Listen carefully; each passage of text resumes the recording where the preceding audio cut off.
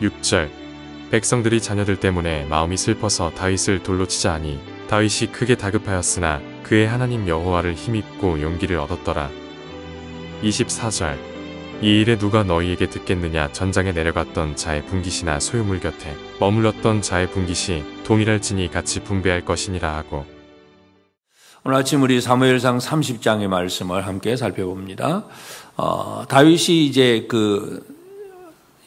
이 블레셋에 망명을 하고 그 다음에 이제 블레셋과 이스라엘과 전쟁이 벌어졌을 때에 다윗은 블레셋의 편에 설 수밖에 없습니다. 그러나 우리가 29장에서 살펴본 대로 하나님은 이 다윗 어떻게 할 도리가 없는, 나가도 안 되고 들어가도 안 되는 진퇴양난의 다윗이 이제 명분을 가지고 당당하게 뒤돌아설 수 있도록, 그래서 아기스의 다른 방백들이, 블레셋의 다른 방백들이 아기스에게 항의를 하고 다윗이 드디어 아주 큰 소리 치면서 그 전장에서 나와서 자기의 본거지 시글락으로 돌아옵니다. 그런데 이제 출발해서 그 군영에 머무르고 그 다음에도 돌아오니까 사흘 만에 돌아왔는데, 사흘 만에 돌아와 보니까 시글락, 1년 4개월을 지내던 그 시글락이 완전히 무너지고 불타고, 그리고 남겨두었던 모든 식솔들, 아내와 자녀들이 다 없어져 버렸습니다.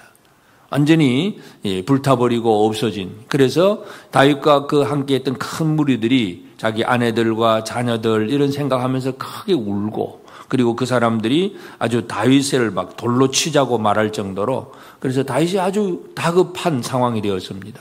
그러니까 시글락이, 본거지 시글락이 불타버리고, 식구들은 다 어디로 갔는지 당장에는 잘 모르겠고, 그리고 또 이제 함께 했던 용사들, 그 부하들도 다윗을 돌로 치자고 하고, 가장 다급한 순간이 바로 이 시글락에 돌아왔던 다윗의 순간입니다. 그러나 6절 뒤에 보면 그렇게 급했지만 그의 하나님 여호와를 힘입고 용기를 얻었더라.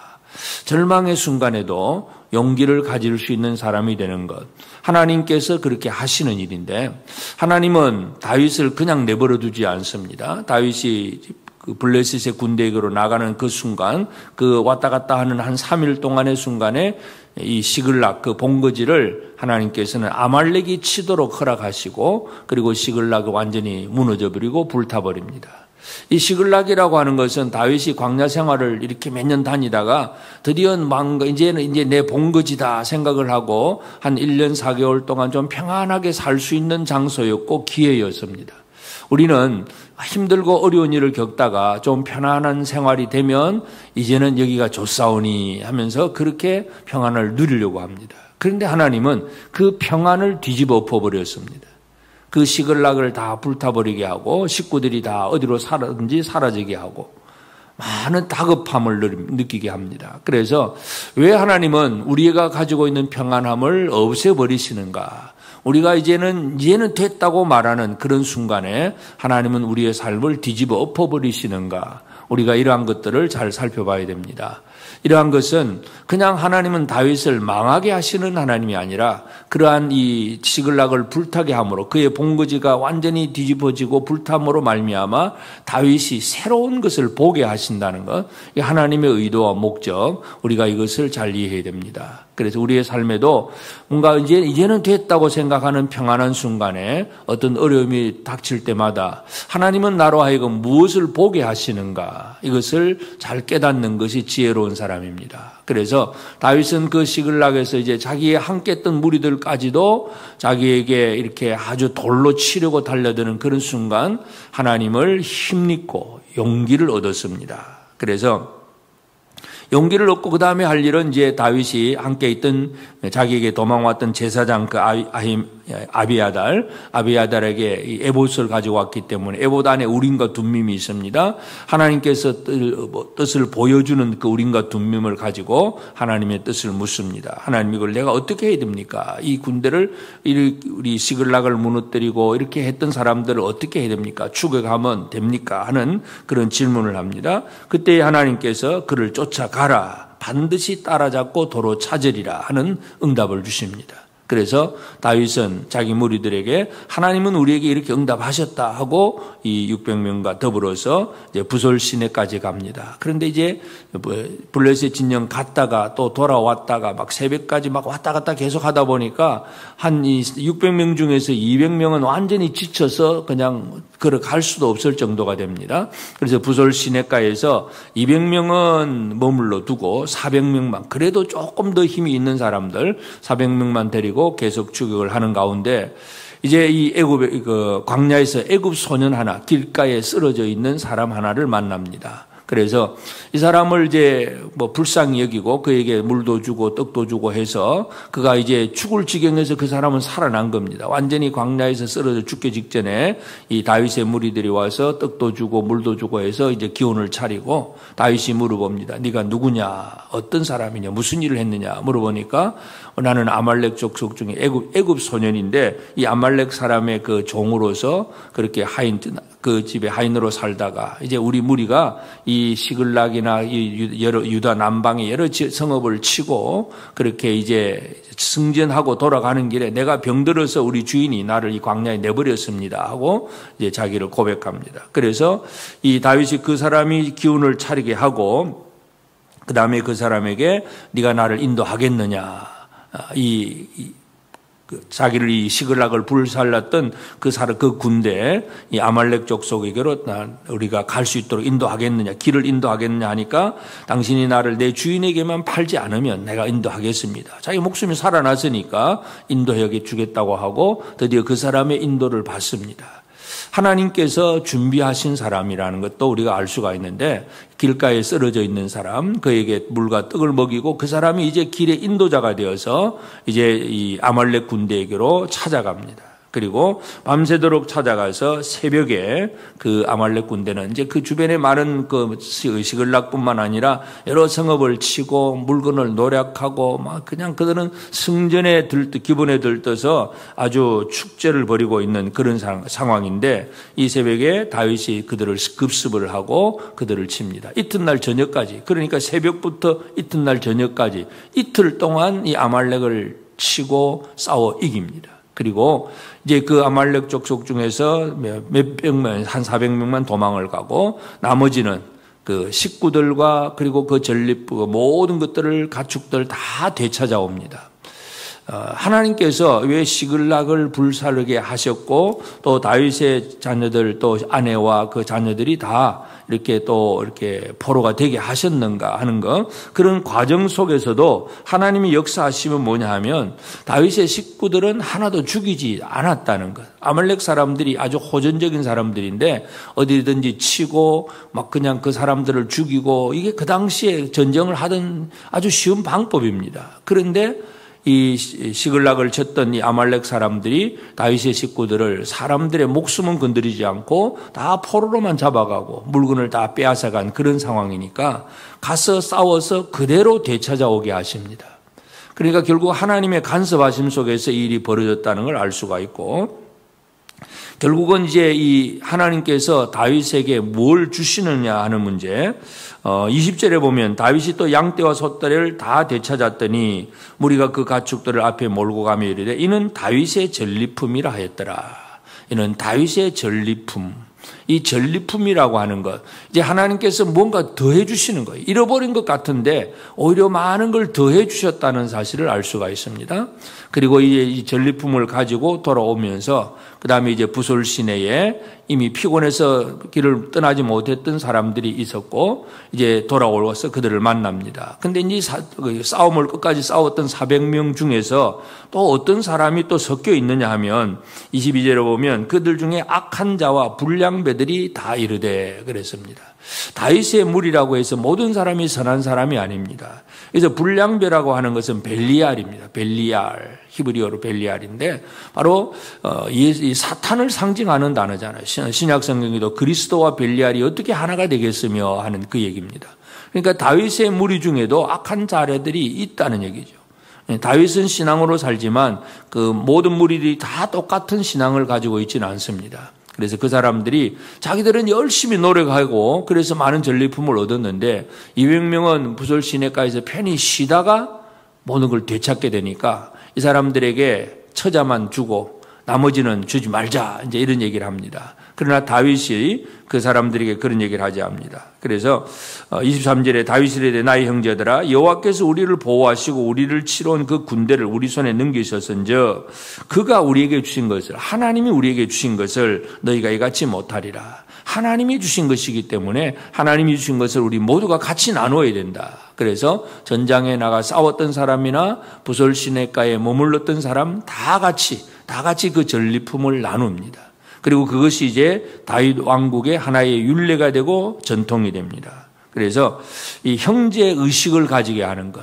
비록 피곤해서 쓰러져서 일을 못했지만 그 사람도 우리의 한 형제다. 그 사람도 하나님의 은혜를 같이 누려야 될 사람들이다 하는 것. 이것을 생각하게 하는 이것이 바로 다윗이 세우는 방법이고, 그 다음에는 그 많은 전리품을 가져왔을 때에 이제 또 다윗이 행하는 일은 26절부터 보면 그 이제 시글락에 와서 전리품을 그 다윗의 주변에 있는 모든 친구들 같이 아주 좋은 관계를 가지고 지냈던 많은 사람들에게 그 전리품을 나눕니다. 이 전리품을 나눈다는 것, 선물을 준다는 것, 이것은 또 다른 사람들의 마음을 더 부드럽게 하고 마음의 환심을 가지게 하는 겁니다. 우리가 이 땅에서도 마찬가지잖아요. 누군가 선물을 주고받고 할 때에 서로 선물 그 자체가 중요한 게 아니라 그렇게 주고받는 그런 삶을 통해서 서로 마음이 오고 가는 것이고 더 마음이 그 사람에게 관심이 기울어지는 것이고, 결국은 다윗은 시글락으로 이제 돌아와서 아직도 할 일이 많은 것 같지만 전리품을 나눔을 통해서 또 함께한 이스라엘 동족들로부터 또 특별히 그 주변에 있는 그 아주 지도자들 장로들로부터 인정을 받고 신임을 받는 바로 그런 일을 하게 됩니다. 그래서 우리가 이 사무엘상 30장을 통해서 알 수 있는 것은 하나님께서 다윗의 본거지라고 생각했던 시글락을 뒤집어 엎어버리셨다는 것. 우리가 편안하다고 생각할 때 하나님은 우리의 편안함을 뒤집어 엎어버리시기도 합니다. 그러나 그것은 우리를 망하게 하는 것이 아니라 더 나은 것을 바라보게 하고 더 새로운 길로 가게 하시는 하나님이라는 것, 이것을 깨닫는 것이 중요합니다. 다윗은 시글락에서 실패를 맛보지만 오히려 더 하나님을 의지하고 용기를 얻고 잃어버렸던 걸 되찾을 뿐만 아니라 더 많은 전리품을 가지고 와서 많은 주변 사람들에게 나눌 수 있을 정도로 풍성한 사람이 되었습니다. 이것이 이제 이스라엘 전체 왕이 될 수 있는, 그래서 백성들로부터 환심을 살 수 있는 그러한 근거가 되기도 합니다. 그래서 오늘 이 아침 우리는 하나님께서 우리에게 어떤 고통을 주셨을 때에 왜 나를 하나님은 망하게 하시는가? 이 시글락에서 편안한 적어도 1년 4개월 동안은 염려 없이 살았던 생활이었어요. 그러나 하나님은 그것을 무너뜨리시는데 그것도 하나님의 의도와 목적이 있다는 것. 그래서 내 삶을 주관하시는 하나님의 의도와 목적이 무언가를 알고 그 하나님 앞에 묻고 그 하나님 앞에 용기를 얻고, 그래서 기도하고 용기를 얻고, 그 다음에는 길가에 쓰러진 사람들에게 그냥 막 먹을 것을 주고 나눔을 통해서 오히려 안내자를 얻듯이 또 사랑을 흘려보내고 베풀 수 있는 사람들, 그리고 함께 싸웠던 사람, 함께 또 피곤해서 싸우지 못했던 사람들 모두가 하나의 그 공동체, 한 형제라고 하는 것, 이 전체를 다스려가는, 하나로 만들어가는 다윗의 모습을 통해서 나는 누구와 함께 하는가? 그래서 첫째는 내 삶의 모든 부분에서 하나님의 함께 하심, 그리고 함께 하게 하신 형제들과 어떻게 하나 된 삶을 사는가, 이런 부분들, 그리고 마지막으로는 받은 은혜를 얼마나 흘려보낼 수 있는가. 오늘도 우리는 받은 은혜를 우리 주변의 모든 사람들에게 흘려보낼 줄 아는 그것이 지혜로운 사람이고 더 나은 이제 이스라엘 전체 왕이 되는 하나의 과정입니다. 그래서 우리가 받은 하나님께서 나를 이끌어 가신다는 사실에 대한 확신과 함께하는 형제들, 연약한 자들을 향한 돕는 생활들, 받은 은혜를 나누는 삶을 통해서 오늘 이 하루도 하나님께서 나를 어떻게 만들어 가신지를 깨달아 알고 더욱더 나은, 더 크고 놀랍게 역사하시는 하나님의 은혜를 풍성하게 체험하는 복된 우리 모든 성도들 꼭 되어지기를 주의 이름으로 축복합니다. 기도하십시다. 이제 오늘 받은 말씀으로 함께 기도하겠습니다. 다윗의 삶의 근거지 시글락이 무너지게 하시고 새로운 곳을 바라보게 하신 하나님의 뜻을 알고 하나님께서 내게 주신 비전을 깨닫고 비전대로 사는 비전의 사람이 되게 하옵소서. 다윗이 전리품을 얻은 것처럼 내게 주신 하나님의 은혜를 연약한 형제와 나누며 이웃들에게 베푸는 삶을 통하여 믿음과 사랑의 영향력이 커지는 삶이 되게 하옵소서.